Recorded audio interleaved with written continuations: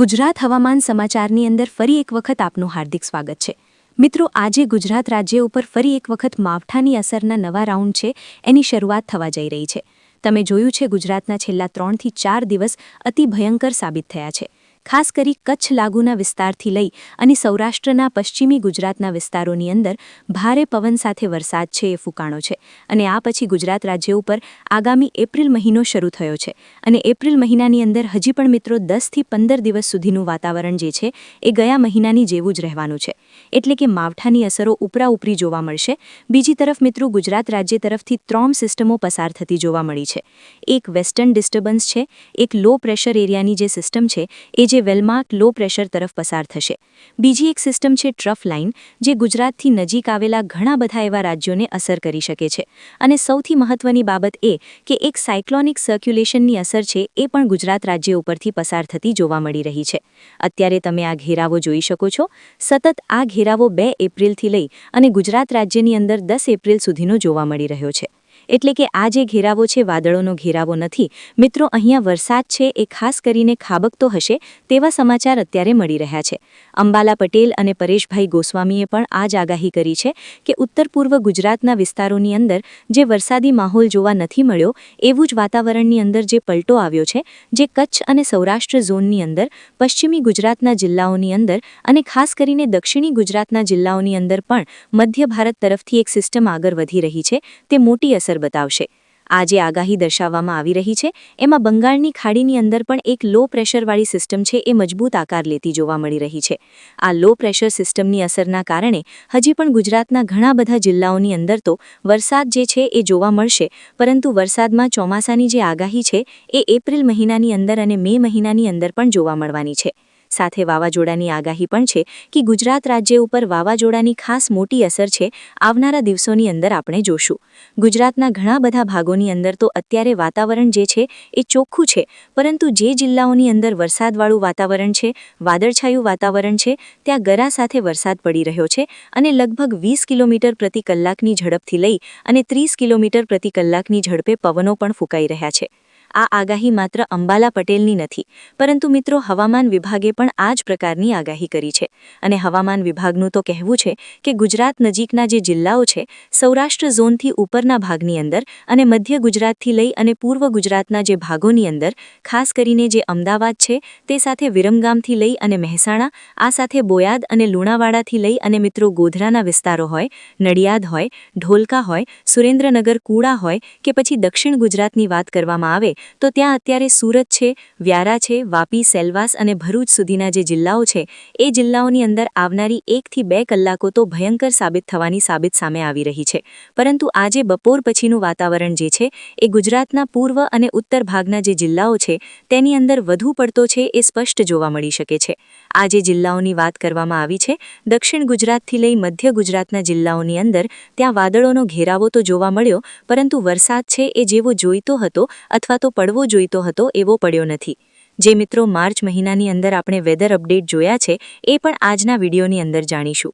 ગુજરાત રાજ્યની ઉપરથી પસાર થતા તમામ મોડ્યુલર ચાર્ટની આગાહી આપણે જાણીશું અને હવામાન વિભાગના ખાતા દ્વારા જે માહિતી આપી છે કે ગુજરાત રાજ્યની ઉપર આગામી 2 તારીખથી લઈ અને વાતાવરણની અંદર જે મોટો પલટો આવ્યો છે તેમાં મધ્ય ગુજરાતથી લઈ સૌરાષ્ટ્રના ઝોન અને ત્યાર પછી મિત્રો પૂર્વ ગુજરાત તરફ આગળ વધતો આ એક ટ્રફ લાઇનનો નિશાણો છે। ટ્રફ લાઇનની મજબૂતી એટલી દર્શાવવામાં આવે છે કે લગભગ તો વાતાવરણની અંદર જે છે એ ભારે પવનો ફૂંકાવાની શરૂઆત એક જ સાથે થઈ જાય છે, પરંતુ આજે જે આ ટ્રફ લાઇન દર્શાવવામાં આવી રહી છે અને એ પણ આવતીકાલે એટલે કે 2 એપ્રિલના રોજ ગુજરાત રાજ્યનું વાતાવરણ જે છે ચોક્કસપણે બદલાતું જોવા મળી રહ્યું છે। કયા કયા જિલ્લાઓની અંદર છૂટાછવાયા વરસાદની આગાહી છે, કયા જિલ્લાઓની અંદર મેઘગર્જના સાથે હળવાથી મધ્યમ વરસાદની આગાહી છે, જેમાં 30 કિલોમીટર પ્રતિ કલાકની ઝડપથી લઈ અને 40 કિલોમીટર પ્રતિ કલાકની ઝડપે પવનો ફૂંકાઈ રહ્યા છે। તમને જણાવીએ તો અત્યારે ગુજરાતના સૌરાષ્ટ્ર ઝોનની અંદર એ 2 જિલ્લાઓની વાત કરવામાં આવી છે, ભાવનગર અને અમરેલી। સાથે દક્ષિણ ગુજરાતની વાત કરીએ તો સુરત, છોટાઉદેપુર, નર્મદા, તાપુ, ડાંગ અને નવસારી, વલસાડ, દમણ અને દાદરાનગર હવેલીના જે જિલ્લાઓ છે, આ જે વિસ્તારો છે એની અંદર વધારે પડતી વરસાદી સિસ્ટમ જોવા મળી છે।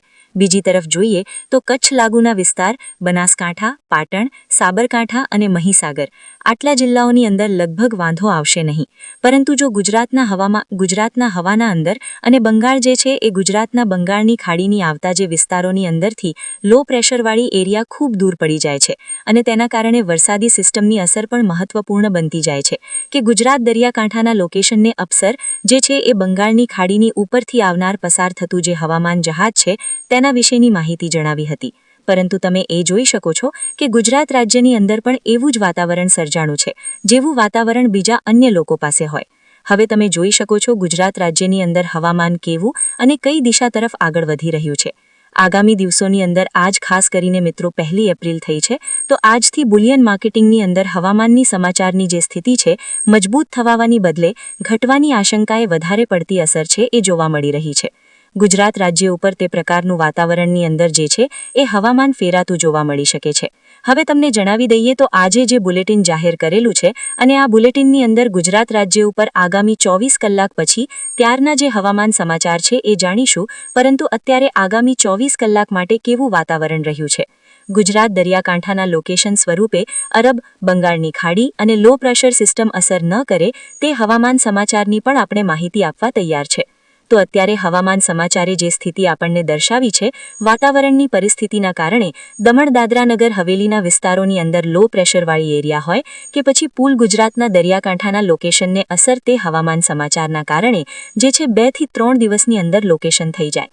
પરંતુ ગુજરાત રાજ્ય ઉપર આવનાર જે પરિસ્થિતિ હવામાન સમાચારની છે તે તમને જણાવી દઈએ તો અત્યારે લો પ્રેશર સિસ્ટમની અસરના કારણે વાતાવરણ જે છે એ અત્યારે થપતું જોવા મળ્યું છે. બાકી અત્યારે કોઈ પણ પ્રકારના એક્સેસ કંટ્રોલ કે પછી કોઈ પણ એવી સ્થિતિ મજબૂત હોવી જોઈએ જેના વિશેની આપણી પાસે જે છે એ સમાચાર ખૂબ જ સારા. હવે તમને જણાવીએ તો ગુજરાત રાજ્ય ઉપર વાતાવરણની અંદર જે ફોગ જાગનાર છે એ ગુજરાતના કે એ ફોગ જે છે એ કુદરતી છે કે કુદરતમી. વરસાદ આવે તો કુદરતમી અને ન આવે તો પછી હવામાનની અંદર ફેરફાર થઈ જશે.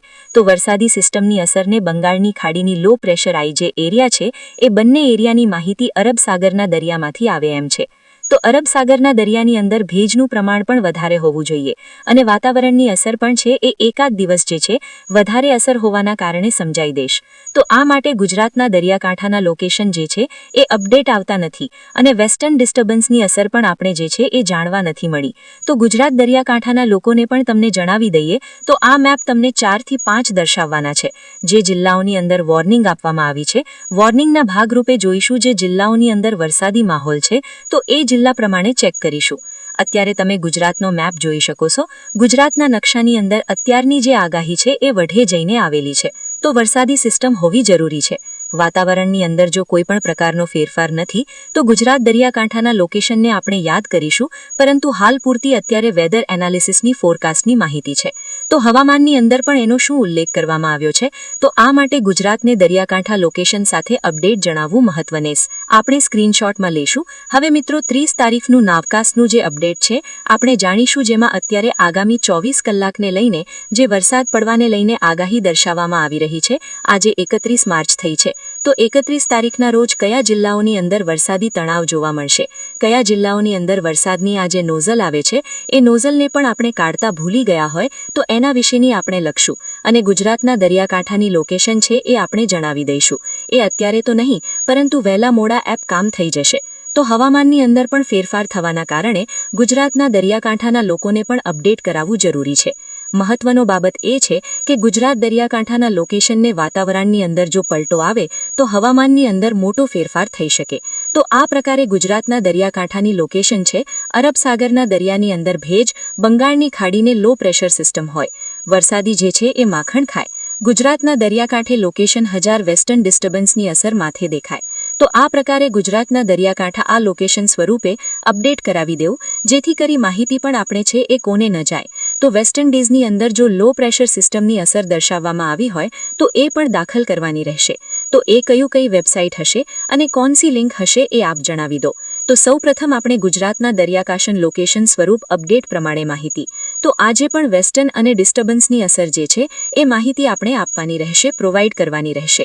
તો ગુજરાતના દરિયાકાંઠા લોકેશન અપડેટ પ્રમાણે માહિતી અને ગુજરાતને લોકેશન સ્વરૂપે અપડેટ પણ આપી દેવામાં આવ્યા છે. વેસ્ટર્ન ડિસ્ટર્બન્સની અસરના કારણે ગુજરાતનું લોકેશન છે એ આપી દેવામાં આવ્યું છે. તો ગુજરાતના લોકેશનને ભાગરૂપે ગુજરાતના વેસ્ટર્ન ડિસ્ટન્સને અપડેટને પણ માહિતી છે એ આપી દેવાની રહેશે. ગુજરાતના દરિયાકાંઠા વિસ્તરીસી અપડેટ પ્રમાણે જાણ બુડી બેઠો છે. હવાર પછી હવાર પહેલાનો બેઠો છે કે જે ગુજરાત દરિયાકાંઠ અચ્છ ગુજરાતના દરિયાની અંદર લોકોને જે ગુજરાતના દરિયાકાંઠાના લોકેશન સ્વરૂપે અરબ સાગર બંગાળ થાય એવું તો કહેતો જ નહીં. હવે હવામાન સમાચારની અંદર જો લોકેશન ભાગરૂપે આમ પડી ગઈ તો એમને માહિતી છે એ આપવાની રહેશે. હવે તમે જોઈ શકો છો આ થંડરસ્ટોર્મની એક્ટિવિટીના કારણે પ્રભાવિત કેવા પડ્યા છે. ગુજરાતના દરિયાકાંઠાના લોકેશન સ્વરૂપે બંગાળની ખાડીની અંદર લોકેશન અપડેટ પ્રમાણે માહિતી જાણવી ન જરૂર. ગુજરાતના દરિયાકાંઠાના લોકેશન સ્વરૂપે અરબ સાગર બંગાળની ખાડીની અંદર લોકેશનને અપડેટ માહિતી પણ જણાવવાની રહેશે. તો વેસ્ટર્ન ડિસ્ટર્બન્સની અસરના કારણે ગુજરાતના દરિયાકાંઠાણ લોકેશન છે એ મલ્ટિપલ એકાઉન્ટ સુધી હવે છે એ વેકન અને અપડેટ પ્રમાણે છે એ ગુજરાતના દરિયાકાંઠા લોકેશન છે અરબ સાગર બંગાળની ખાડી અને લોકેશનને માહિતી અરબ સાગર દરિયાકાંઠાની લોકેશન તો શું જોઈએ? તો આ માટે ગુજરાતના ટુડે વેરિફિકેશનની પ્રોસેસ છે આપણે ગઈ 2 દિવસ પહેલા છે એ કમ્પ્લીટ કરાવ્યો.